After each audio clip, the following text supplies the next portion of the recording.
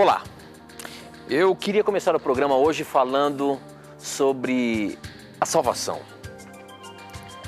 Todos nós sabemos que nós somos salvos pela graça mediante Cristo Jesus. Agora, o que dizer dos nossos antepassados? O que dizer das pessoas que viveram antes da vinda de Jesus a esta terra para nascer e morrer para salvar a cada um de nós e tirar todo o nosso pecado? Aqueles que viveram antes de Cristo, lá no Velho Testamento. Existe um texto na Bíblia que diz que Jesus foi pregar aos espíritos. Isso está em 1 Pedro 3, versículo 19, que diz o seguinte: no Espírito foi e pregou aos espíritos que estavam presos.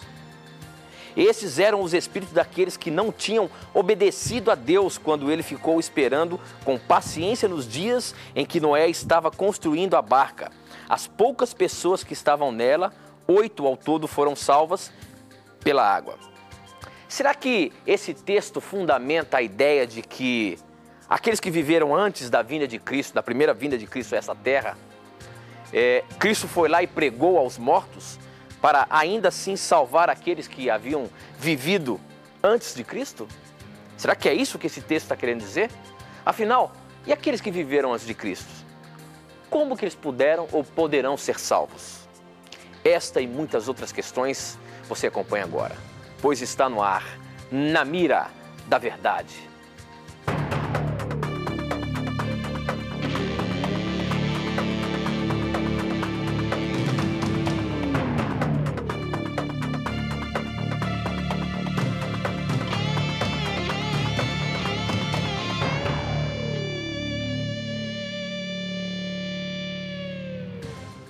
Seja muito bem-vindo, já estamos no ar, agora são 21 horas e 5 minutos e já conectados com o Brasil e o mundo através das ondas do rádio, da TV e da internet.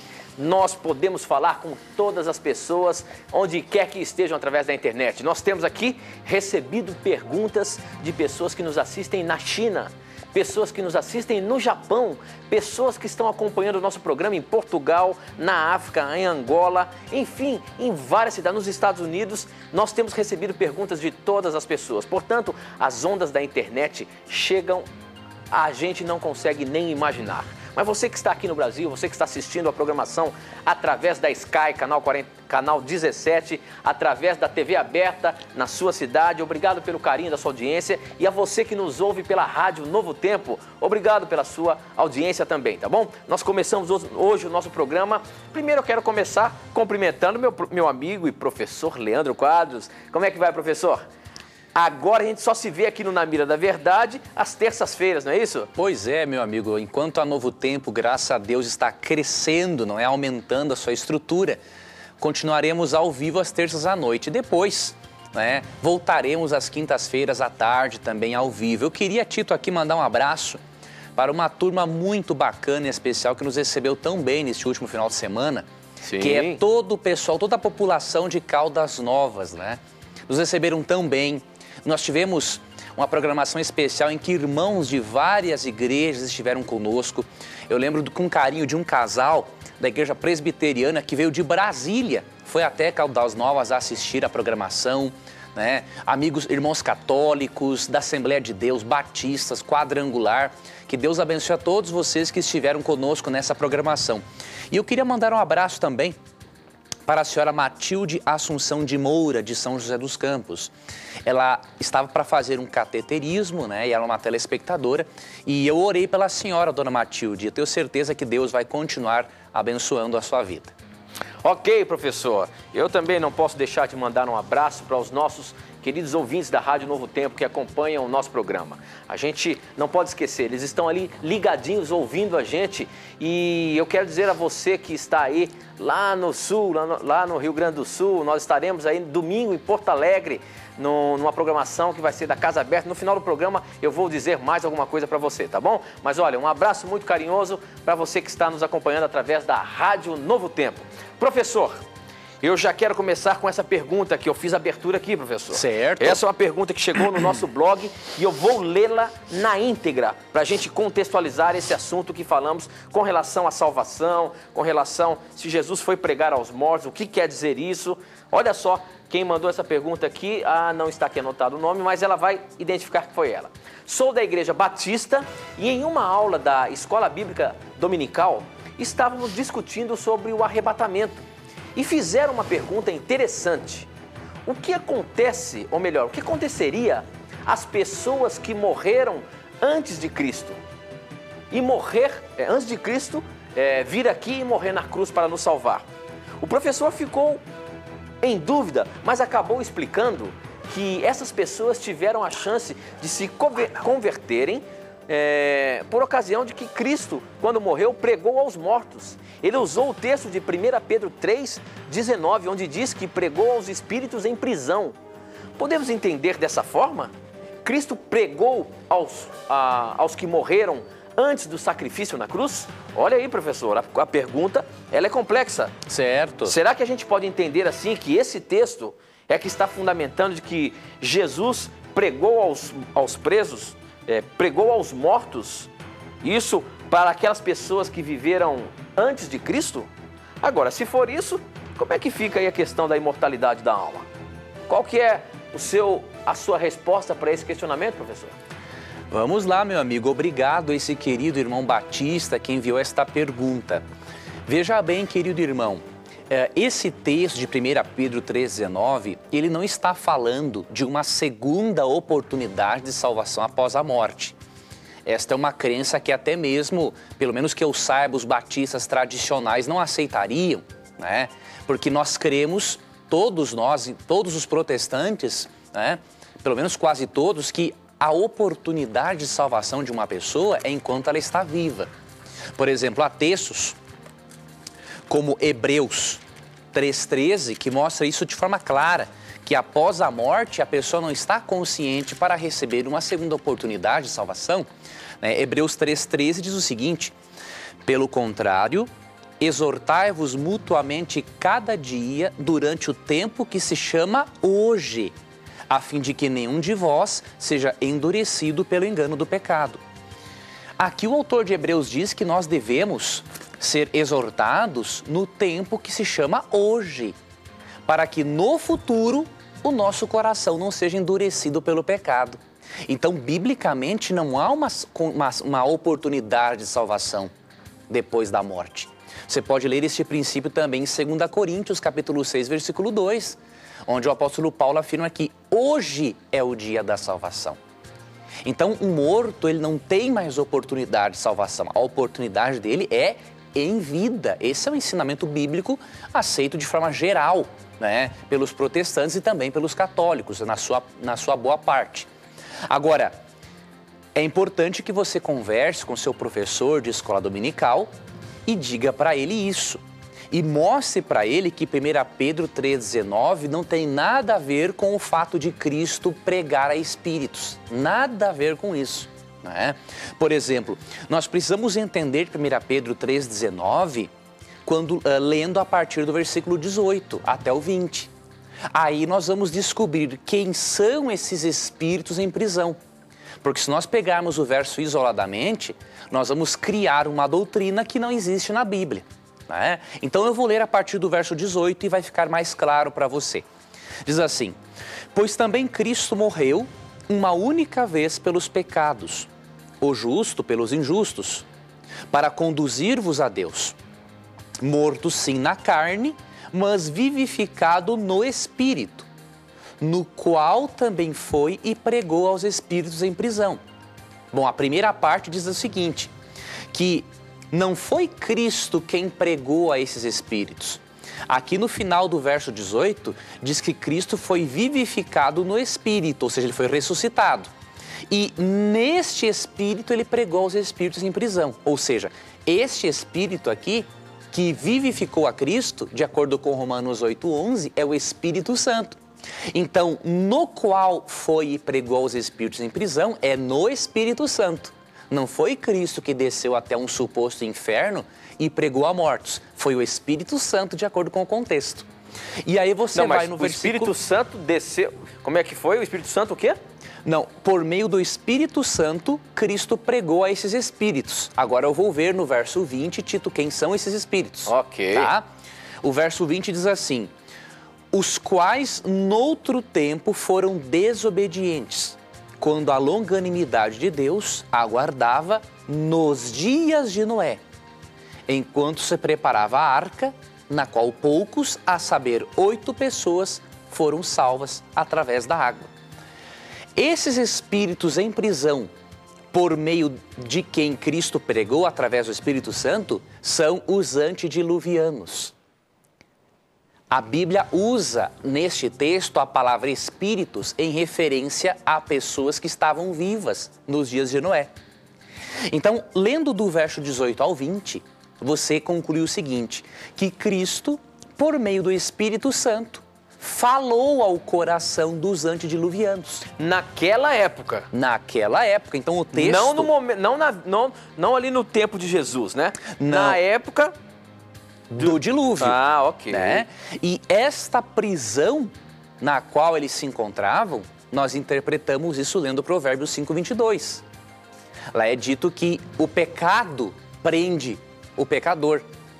Então nós podemos, Tito, reler o texto, versículo 19, lendo os versículos 18 a 20, com Provérbios 5:22, da seguinte maneira, que Cristo, por meio do Espírito Santo, pregou aos antediluvianos que estavam presos pelas cadeias do pecado.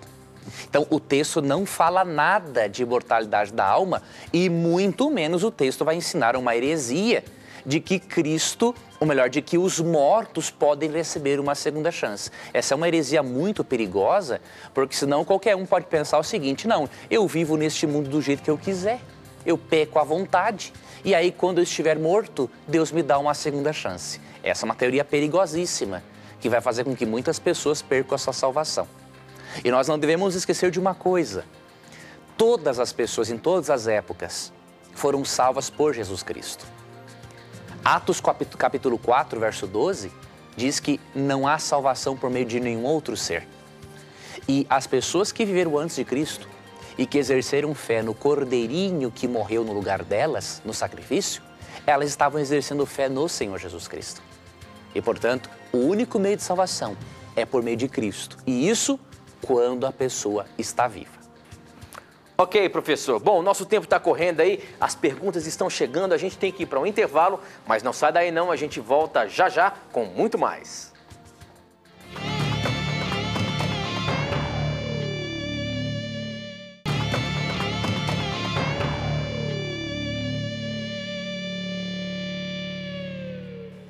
Já estamos de volta e para você participar do nosso programa mandando as suas perguntas, basta você mandar um torpedo SMS para 12 9156 6972 e eu recebo aqui, ó, na hora. Ou então acessando o nosso blog novotempo.com/na mira da verdade. Ali você vai ver que o programa está no ar, você preenche ali com o seu questionamento, manda e eu recebo aqui na hora, tá bom? E se você ainda quiser, você pode seguir o nosso programa através do Twitter. O nosso Twitter é @na mira da verdade. Ali você pode mandar a sua pergunta, que também eu recebo aqui nesse aparelho, e a gente vai poder colocar a sua pergunta, o seu questionamento, na mira da verdade, tá bom? Então participe, mande as suas perguntas pra gente, porque afinal de contas, é você quem faz o programa. São as suas dúvidas, os seus questionamentos, que são colocados na mira da verdade e respondidos à luz da palavra de Deus. Professor Leandro Quadros, chegou um SMS aqui interessante, e eu quero ver como é que você vai responder esse questionamento.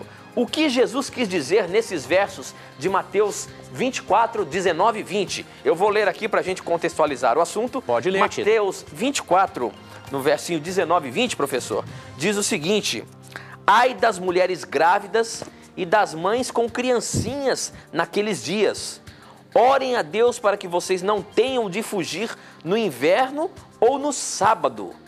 Olha aqui, professor, esse capítulo de Mateus 24 é considerado um capítulo profético, onde apresenta a volta de Jesus, a segunda vinda de Jesus. Quando Jesus falou algumas coisas, dizendo quais seriam os sinais que aconteceria para a sua vinda.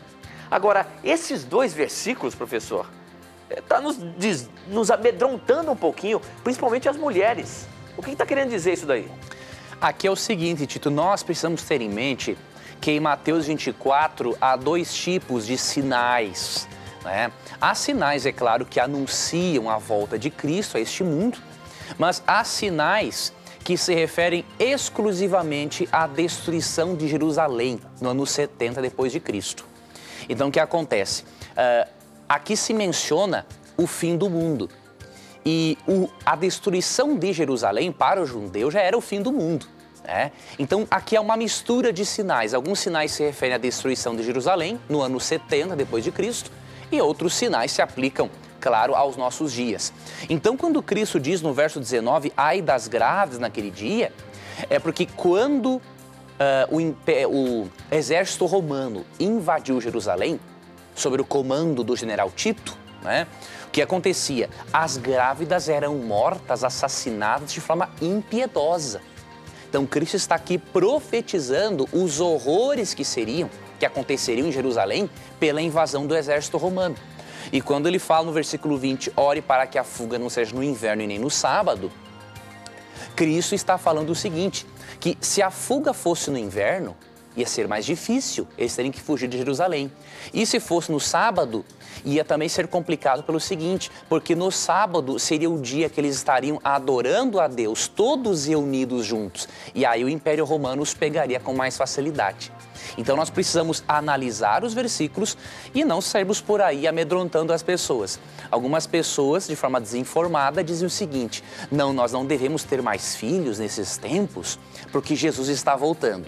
Elas esquecem que esse versículo aqui em especial está se referindo a Jerusalém, no ano 70 depois de Cristo. Então, descontextualizar esse texto para amedrontar as pessoas não é legal. Estudemos a Bíblia corretamente e para nós podermos ter a real mensagem que Deus quer nos transmitir em nosso contexto. Ok, professor, mas como a gente pode entender essas nuances da palavra de Deus? Alguma coisa está escrito ali, não é literal. Algumas coisas estão escritas ali, não é para o tempo que pode ser no futuro ou daquele tempo. Então, como que a gente consegue identificar qual que é do tempo futuro, qual que era do tempo de Jesus? Porque pelo que a gente vê ali, o capítulo é um capítulo profético. Agora você está dizendo que ali era para o tempo de Jerusalém. Como que a gente consegue identificar isso? Tem duas maneiras, assim, rápidas que eu vou dizer para o nosso telespectador e ouvinte. Primeiro, tem que fazer uma leitura atenta de todo o capítulo e perceber e comparar com a história. E você vai ver claramente que isso aqui já se cumpriu na destruição de Jerusalém. E o que auxilia isso também é pegar um bom comentário bíblico, né, que contextualize o leitor na história que está envolvida por trás do texto bíblico. Então, é importante, essas duas coisas vão ajudar o telespectador. Ok, professor. Muito bem. Bom, nós temos um outro questionamento aqui pelo SMS, professor. Esse aqui é interessante. Opa. Olha só, professor.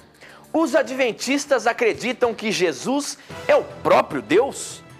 Ele mesmo disse que o Pai é maior do que eu, em João 15, 28. E o que dizer de 1 Coríntios 15, 24 ao 28?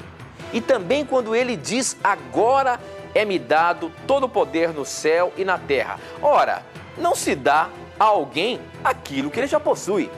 Professor, Jesus é uma criatura? Jesus não tinha poder?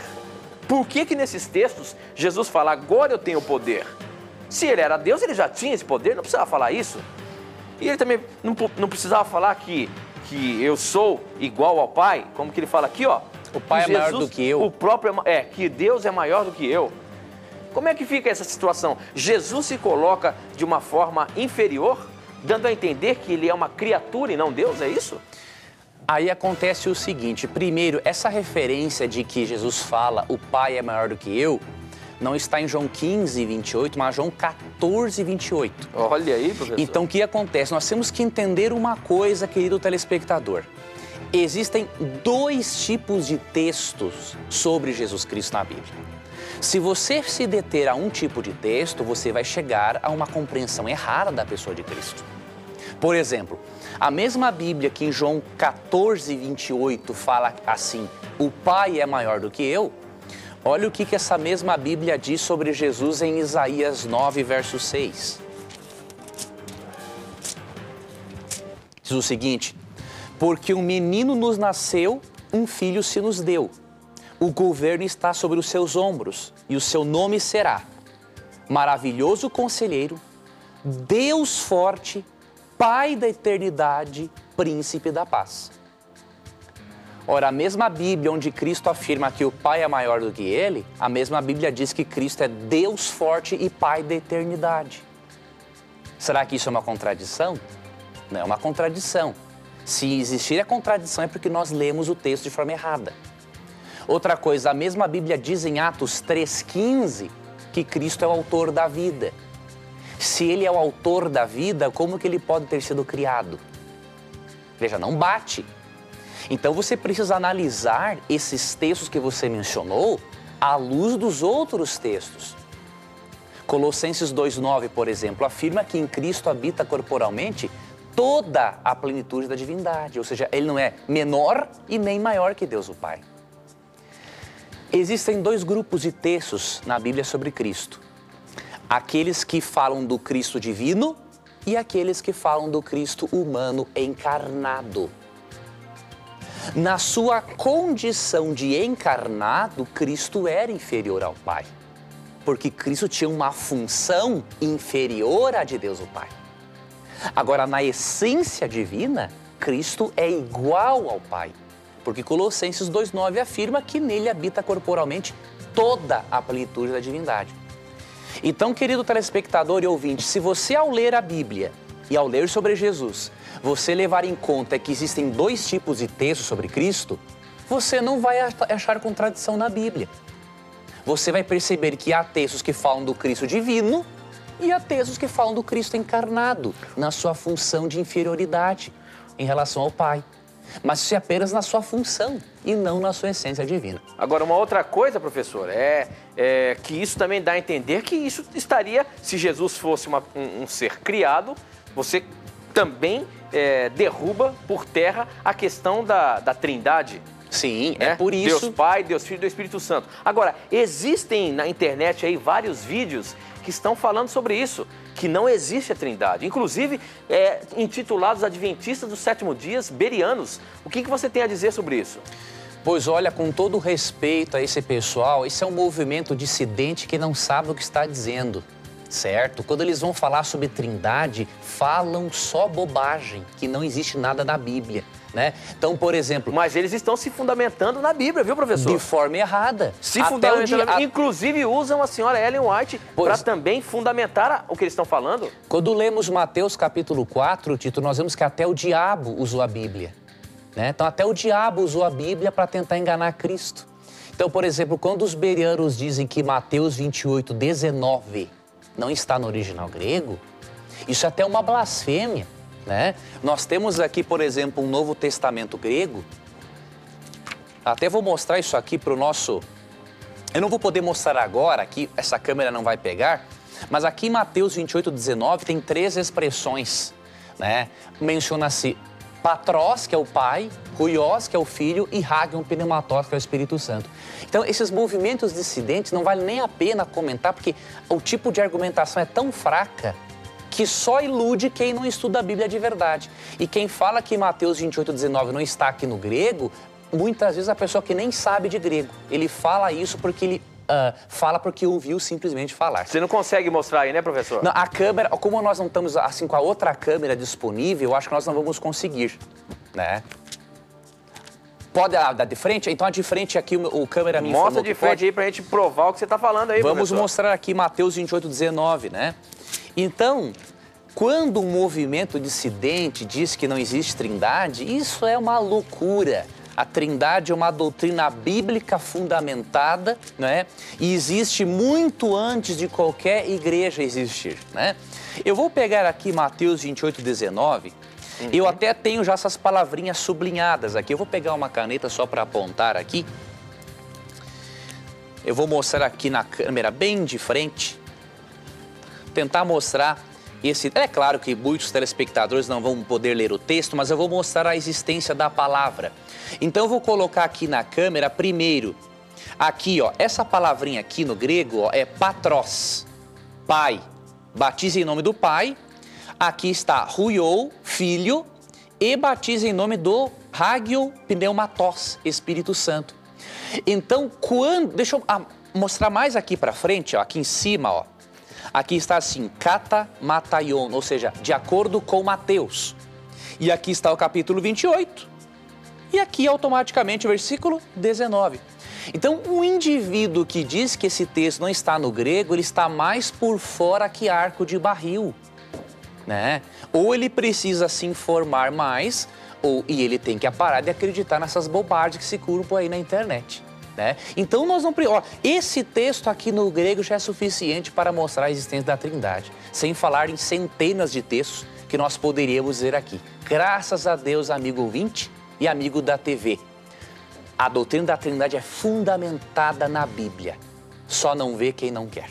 Ok, professor. Muito bom, muito bom. É bom a gente mostrar os detalhes aí para a gente contextualizar aquilo que a gente apresenta aqui. Afinal de contas, é a palavra de Deus, nada mais. A gente vai para o intervalo e volta já já.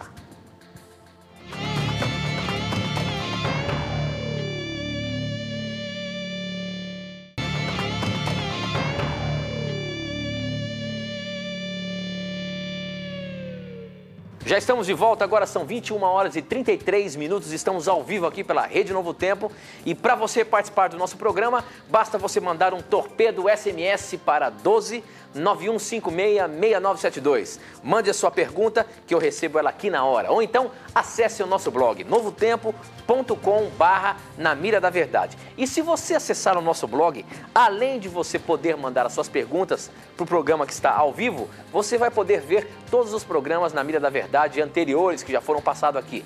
Você também vai poder pedir um curso bíblico gratuito, um presente que nós oferecemos para você todas as semanas, Verdades para o Tempo do Fim. E ainda ter a oportunidade de fazer mais um estudo bíblico que fala sobre o Espiritismo. Se você quer saber um pouco mais sobre o Espiritismo na Palavra de Deus, você pode fazer esse curso bíblico lá no nosso blog, novotempo.com/na mira da verdade. Então acesse lá e você vai ter a oportunidade de ver uma quantidade de posts que é colocado ali todas as semanas, para que você possa estar bem informado sobre a Palavra de Deus, tá bom?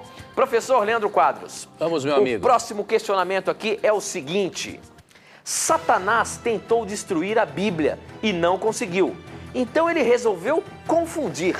Mas a Bíblia também não confunde uma pessoa que não estuda a palavra, correto? Agora, uma outra coisa. Na verdade, essa pergunta aqui, ele mandou duas perguntas, mas o que eu gostaria de colocar aqui na mira é o seguinte: por que Deus perguntou para Satanás onde ele andava? Deus não sabe onde Satanás está? Se não me engano, você mesmo disse que Deus sabe todas as coisas.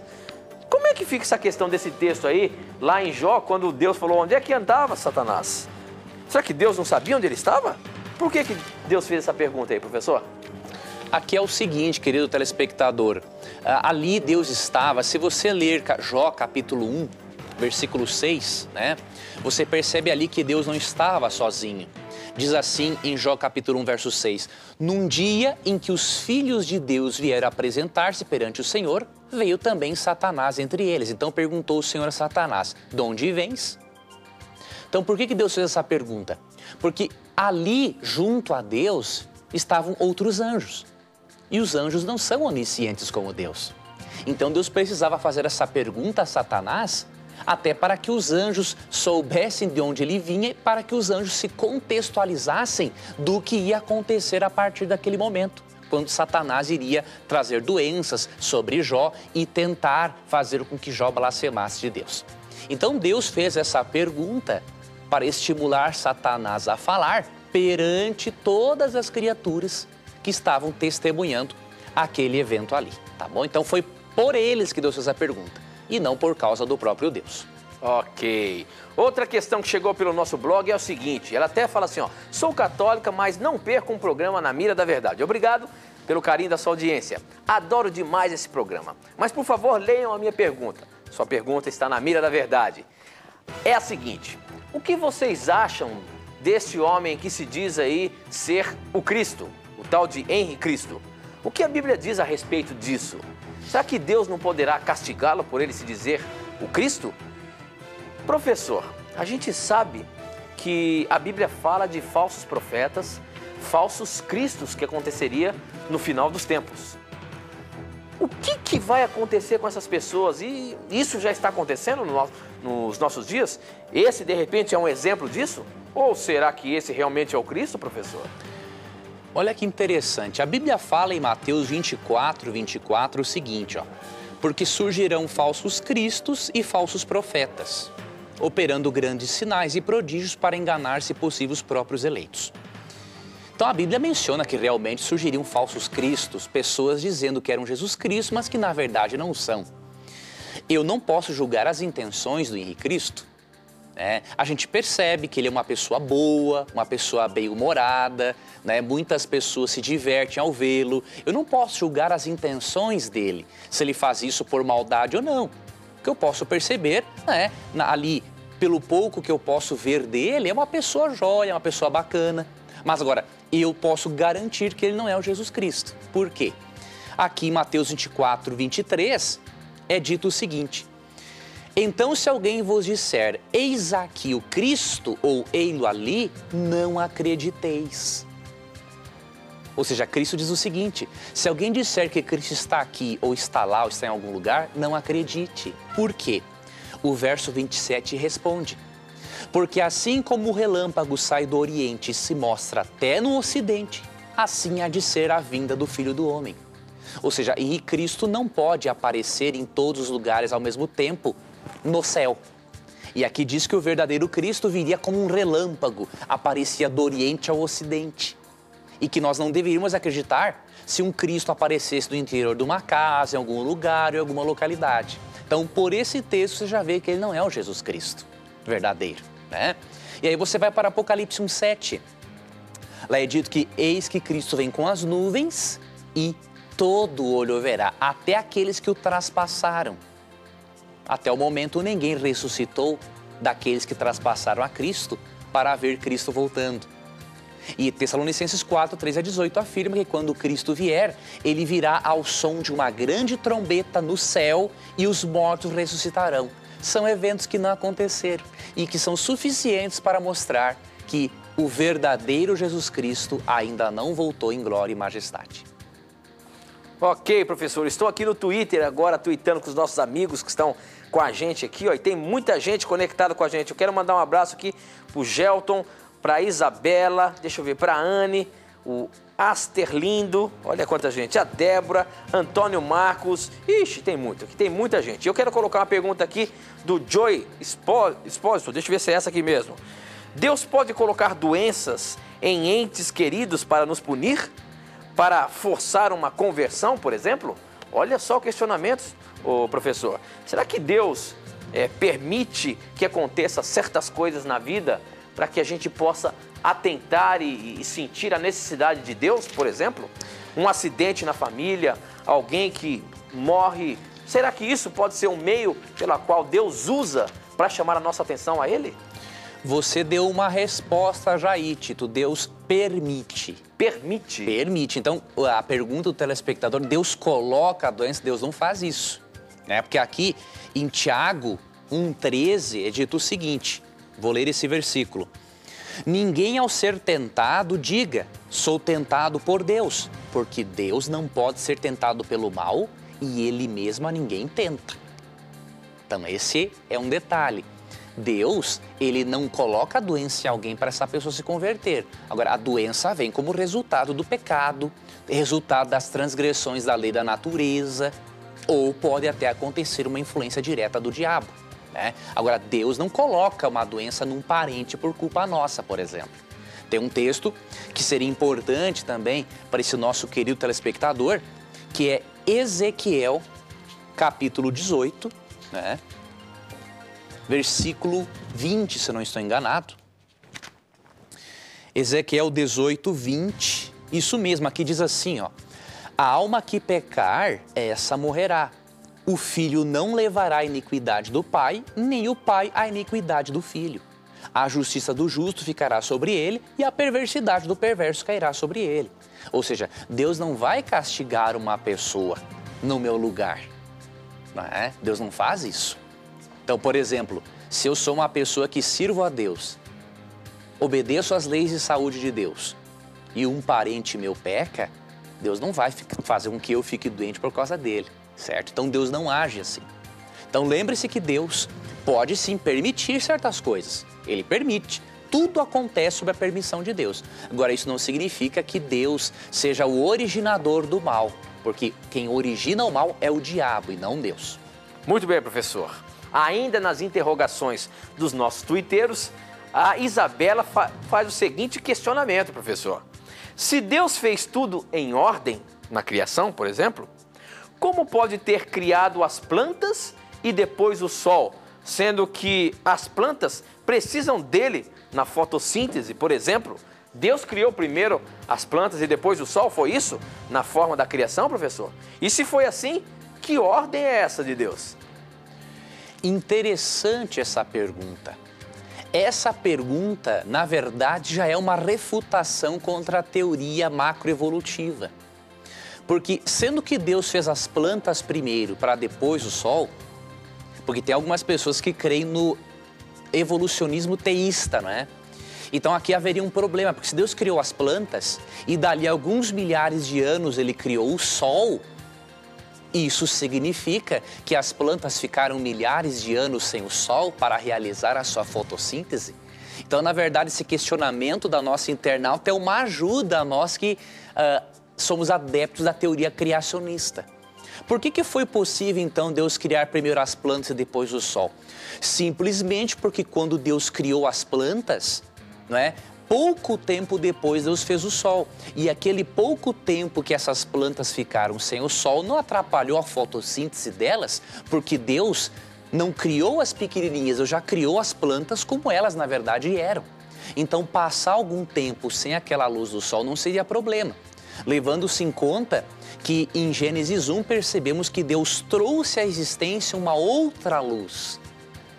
Não sabemos que luz era essa, se era de um outro astro ou se era uma luz do próprio Deus. Mas já havia, desde o primeiro dia da criação, uma luz que ajudasse possivelmente, né, esta planta, se ela necessitasse da fotossíntese naquele período. Então, o relato da criação, que mostra tudo sendo criado repentinamente e em 6 dias literais, mostra que não haveria problema algum nisso e que a teoria bíblica criacionista é a correta. Do contrário, Salmo 33, versos 6 e 9 perderia o sentido. Lá é dito que Deus falou e tudo se fez. Ele ordenou e tudo falou, passou a existir. Então, na criação é mencionada a instantaneidade. E não essa teoria absurda, né, de eras para Deus criar todas as coisas. Isso não há lugar para isso na Bíblia. Olha, interessante isso que você falou e tem tudo a ver o que está acontecendo nesse momento. Eu gosto dos nossos amigos internautas, que eles são bem antenados. Porque olha só a pergunta que eu vou te colocar na mira, professor. Veja só, você falou aí sobre eras e tudo mais. Olha o que o Gleison pergunta. Como a Bíblia explica a expansão do universo, já que é comprovada pela ciência? Hoje, dia 4 de outubro de 2011, o Prêmio Nobel da Ciência foram para três homens que provaram que o universo está crescendo, está se expandindo. Isso eles fazem através das explosões do universo nos observatórios e tudo mais. Hoje foi dado a eles o Prêmio Nobel porque eles provaram a expansão do universo. O que a Bíblia diz isso? E eu quero perguntar mais. Será que isso tem a ver com a segunda vinda de Cristo? Ou não tem nada a ver? Não, com a segunda vinda de Cristo, amigo Tito, não tem relação alguma. Mas vejam bem, essa questão de que o universo está se expandindo, isso já é antigo, né? Eu não creio que isso tenha sido provado agora, porque de que o universo está em expansão, isso não é uma novidade para a ciência, né? Agora, o que a Bíblia diz sobre isso? A Bíblia não fala sobre isso, porque o que a Bíblia se preocupa, aqui em Gênesis 1, é dizer o seguinte: no princípio criou Deus os céus e a terra. A Bíblia contém alguma coisa de ciência? Contém, mas a Bíblia não é um livro científico, certo? Então precisamos entender isso. A Bíblia não tem propósito de falar sobre a expansão do universo, ou falar da lei da gravidade, ou falar da lei da entropia. A Bíblia não tem esse propósito. Certo? A Bíblia tem outro propósito, mostrar que Deus é o Criador de todas as coisas e mostrar que o ser humano pode ser salvo da morte eterna por meio de Jesus Cristo. certo? E nós não cremos que haja contradição entre a Bíblia e a boa ciência. Tanto que os pais da ciência, como Galileu Galilei, Robert Boyle, Isaac Newton, eles sabiam fazer ciência e acreditavam na Bíblia. Hoje, não se sabe mais fazer isso porque os indivíduos não querem. Querem tirar Deus de cena, mas nunca vão conseguir. Porque enquanto existir a palavra de Deus, enquanto existir o Espírito Santo tocando as pessoas, sempre Deus permanecerá sendo lembrado por cada um que quer ser salvo e precisa ser salvo. Então, resumindo, a Bíblia não fala sobre isso porque a Bíblia não é um livro científico. Muito bem, professor. Mas olha, isso é muito atual, viu? Isso eu estava lendo hoje de manhã quando eu estava preparando o programa. Esse prêmio Nobel foram para 3 homens e eles provaram a expansão. Então, isso aí já está desde 1900 e tralalá. Mas agora, nos avanços científicos, eles conseguiram provar que realmente está expandindo e crescendo cada vez mais. Então, por isso que o internauta está ligado e a gente já coloca na mira. Tá certo. Mas vamos lá. Eu tenho uma questão que chegou aqui pelo nosso blog, é o seguinte.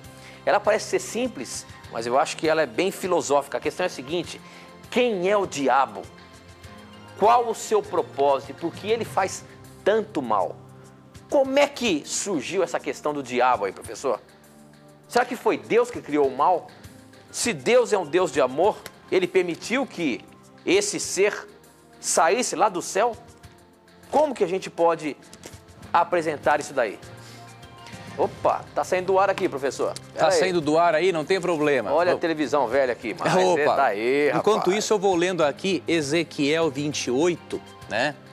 Ezequiel capítulo 28, versículos 13 e 14, nos mostra que quando Deus criou este ser, ele não era diabo, né? Diabo é um nome que significa enganador. Então, quando Deus criou este anjo, ele não era diabo, ele não era enganador, né? Ezequiel 28, né? 13, verso 14 diz assim: Tu eras querubim da guarda ungido e te estabeleci. Permanecias no monte santo de Deus, no brilho das pedras andavas. Perfeito eras nos teus caminhos, desde o dia em que foste criado, até que se achou iniquidade em ti. Então o texto diz que ele era um querubim, ou seja, uma classe de anjo, que permanecia próximo ao trono de Deus, e diz que ele ficava próximo a Deus e que ele era perfeito nos caminhos dele, até que um dia se achou o mal nele.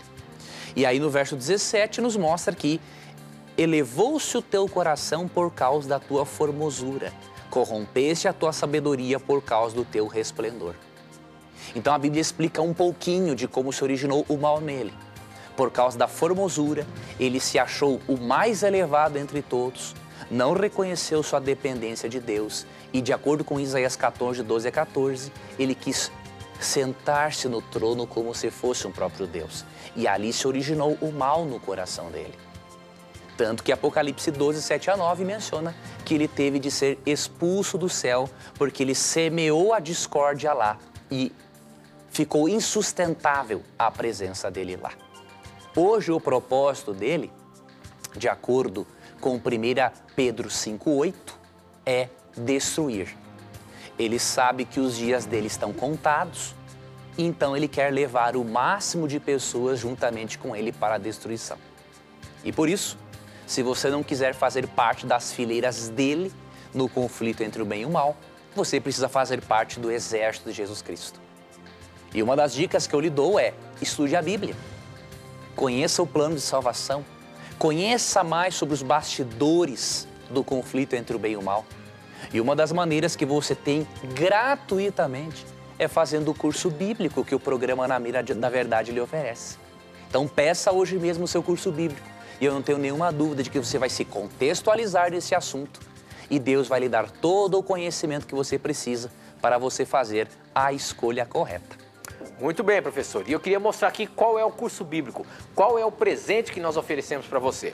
Essa revista aqui, Verdades para o Tempo do Fim. É uma revista que você tem 16 temas nela e no final de cada tema você tem aí um questionáriozinho para você aprender aquilo que você estudou, aquilo que você leu. É um presente que nós oferecemos para você sem custo nenhum. Basta você escrever para a gente através do nosso e-mail, namiradaverdade@novotempo.org.br e pedir a sua revista Verdades para o Tempo do Fim. Coloca aí Coloque ali os seus dados completos. Nome, endereço, cidade, CEP, tudo certinho para que ela possa chegar aí na sua casa. Ou então acesse o nosso blog, novotempo.com/na mira da verdade. Ali também tem um espaço dizendo que o curso bíblico é gratuito e é só você preencher que você vai receber na sua casa, tá bom? Agora eu queria dizer uma coisinha, nós temos aqui pessoas que estão nos visitando, viu, professor? Oh, que coisa boa! E olha aí, vieram de São Paulo aqui para ver se o programa é ao vivo e a gente tem a grata satisfação de receber aqui a dona Emília, que está aqui com a gente, o Fábio, que é seu neto, é isso? O Fábio, e tem ali o Andrews, que já é o bisneto, filhinho da Amanda, que está com a gente aqui também. Então, ela aí tem 3 gerações aqui reunidas e pra gente é um prazer muito grande recebê-los aqui, viu? Que Deus possa abençoar vocês. Professor, vamos lá. Tem mais questionamento aqui na parada. A pergunta é a seguinte. Gostaria de saber mais ou ter mais esclarecimentos sobre o dia ser de um pôr do sol a outro.